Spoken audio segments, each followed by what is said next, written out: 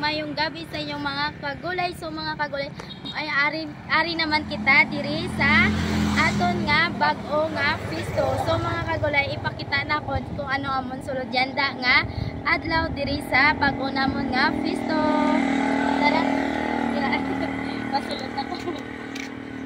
So mga kagulay, ang amon baligya yanda baboy pero puti ang sulod, langka.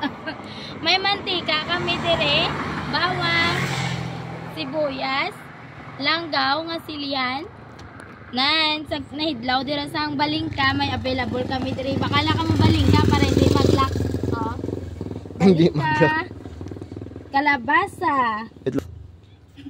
Hindi mag-lock. Kalabasa mga kagulay, ari na dire, munggo, sili, nan, may siniad man kami nga ampalaya, tapos may bilog man kami din nga ampalaya, oh. Talong, lisensyahin nyo lang ang talong kay grabe ang init, pero kanina lang na opo, nasa gusto naman locos ang ano, may available diri, may locos sapsap. Langgit. Na ano? Pampano. Pampano. Basta sa gulay, law sang isda, may available dire. May okra, fresh kit inakatama.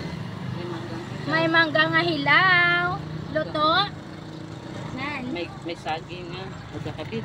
May saging man kami dire nga kakabit. Ari oh, may saba. May sandiya. Saba, sa gusto na magbakal sang saba, 30 ang kilo.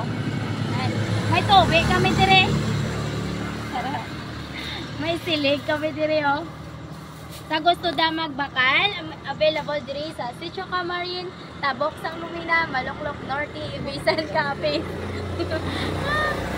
Nan, muna sila mga kagulay ang ako nugod nga gabalik ya. Si Auntie Medina, kasi soon Mercy. Kalaga mo din. Kung makita nyo sila, muna ilabaligyan din sa amon pisto. Kay soon ang isda. Oh, labas gini from Basyaw. Shout out sa Basyaw. Tani may libre man ko nga isda sa inyo oh. Fresh ila nga isda oh. Barato na lang. Mayrin, yaran ni mo isda, gina-vlog na. Nan, iyas isda. Shout out kay ng Irene. Imo isda ari na dio. Tani may libre man ko nga isda. Maskin ibis-ibis lang. Nan, bakaila ka mo barato lang amon baligya sa amon ampalaya. 50 na lang ng kilo kay ano na? Gagmay. Gadmay.